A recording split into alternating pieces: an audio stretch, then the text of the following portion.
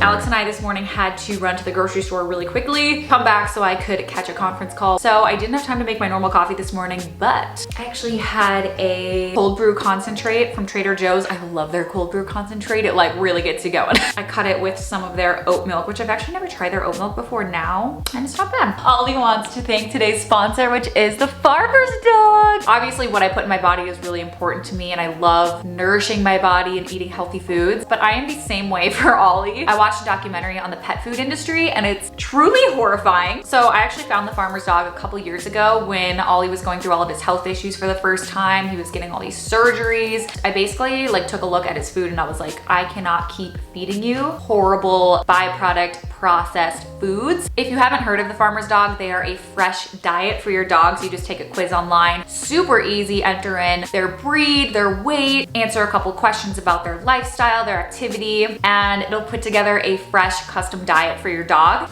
So this is how the Farmer's Dog is delivered. You get it in this big box straight to your door. You literally don't even have to leave your house, which is ideal. Comes in this biodegradable insulation. You literally just put this in the water and it'll dissolve. You get a little tray for your food. So in the sampler pack, you get to try all 3 flavors, which is the pork, beef, and Ollie's favorite, the turkey. And Farmer's Dog is hooking you guys up with 60% off if you use the link in the description. So Ollie gets a 4th pack of this per day. Let's go give it to him. I just really align with the Farmer's Dog's mission, which is just to help our dogs live long, healthy lives by feeding them real food with real ingredients that you actually recognize. Like you can see all of the real food in here, like the carrots, the greens, the turkey. This is like gourmet stuff. Ollie's eating good. Farmer's Dog can be more expensive than like your traditional dog food, but honestly, it's so worth it to me to help avoid unnecessary health issues. A good long life, that is the goal. Right, pup? He's literally can you see him? Manners, Oliver, manners. Oh my God, you're so cute. Take it from me as someone whose like dog has had so many health issues and unnecessary things that this is worth investing in your dog's health. Would you like some food? I think he's excited. Let's give it to him. Go.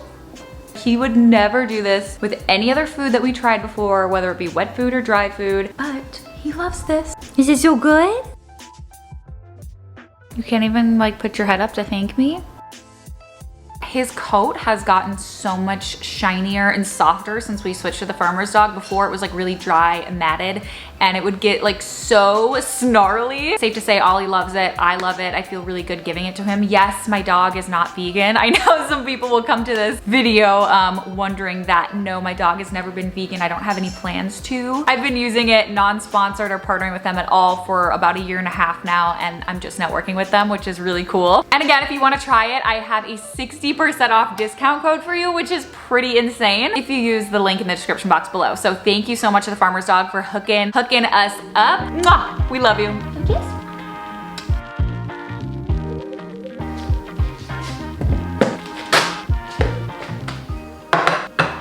Is that everything? No.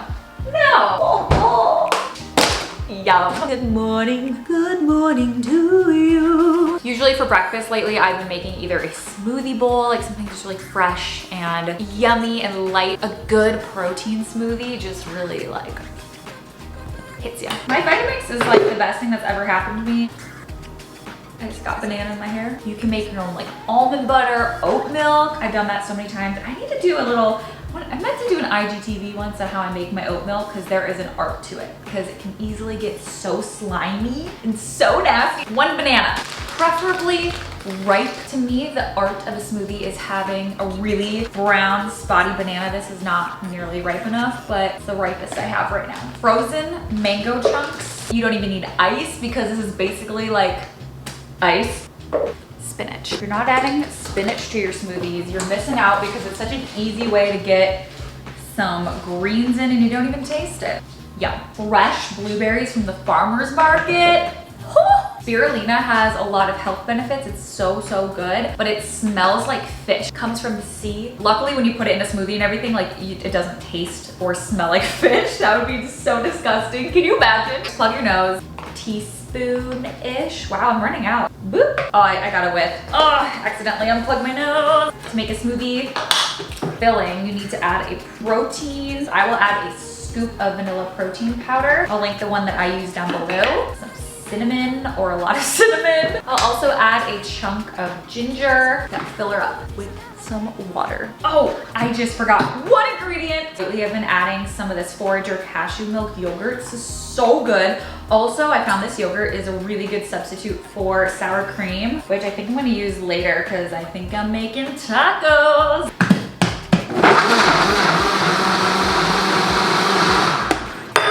Smells so good. And the ginger is so potent. It's like a summer breeze in a cup. I'll link these wooden caps down below and my straws. The yogurt makes it so creamy. Delicious. It's so good. Every time, so good. We are in Santa Monica. We are going to the farmer's market and gonna get some produce.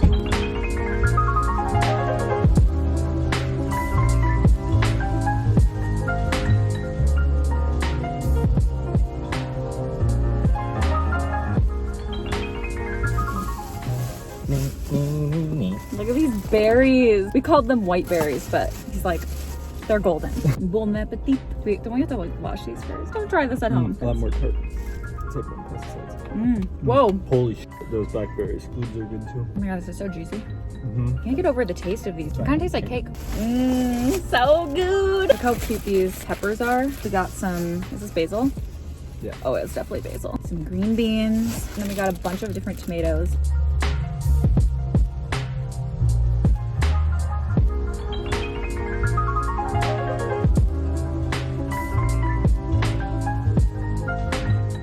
See my little table. I have this little table. Let me just bring the table to you. Sometimes I like to just sit and eat on my floor, you know? So Alex and I went to the farmer's market, had a couple berries in the car. My smoothie usually keeps me full like most of the day, but there does hit a point around like 4 p.m. if I don't have something like this. I just cannot hold out until dinner. Usually I make some avocado toast to hold me over. This is, I mean, so easy to make. I've made it so many times on my channel. Sourdough from Trader Joe's. A lot easier for your body to digest. It's low glycemic compared to other breads. It also has some probiotics in there. On top of the avocado, I have some fresh tomatoes, sea salt and pepper. Of course, I have lemon juice. It makes it so much better. I also put some Tabasco on there because I put Tabasco on everything.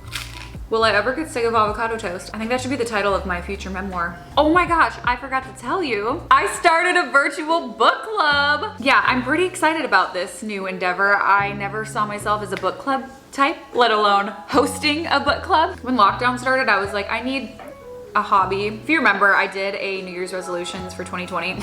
I should actually watch that video because LOL 2020. Really wanted to have the goal of reading 12 books this year that were not self-help. I don't know what happened. I'm at 30 books. I'm shook at myself, but I just started sharing the books I was reading and the reviews after I read them in my reads highlight on Instagram stories. And I was shocked at like how many of you got into reading just because of those stories, and seeing my reviews kind of got you excited about like thrillers and like fun, juicy reads. A lot of you actually started suggesting that I start a book club, and I wanted there to be a way to make it appealing to everybody. So whether you just want to like pop in here and there just to see the reads that we're reading, all the way to the people who actually want to video chat with me, have like a happy hour, we can pour some wine and just talk about the book. So I ended up starting a Patreon for this online virtual Bees book club. It's gonna be so much fun. It starts September 1st. I just announced our first book of the month of September earlier this week, which is already live on the Patreon. So excited. It sounds so good. I've been wanting to read this book for a while. So if you want to join again, I will link my Patreon book club down below, and then we can video chat, have some wine together. It's gonna be so much fun. This is honestly so filling, but I'm gonna finish eating this, do an at-home workout.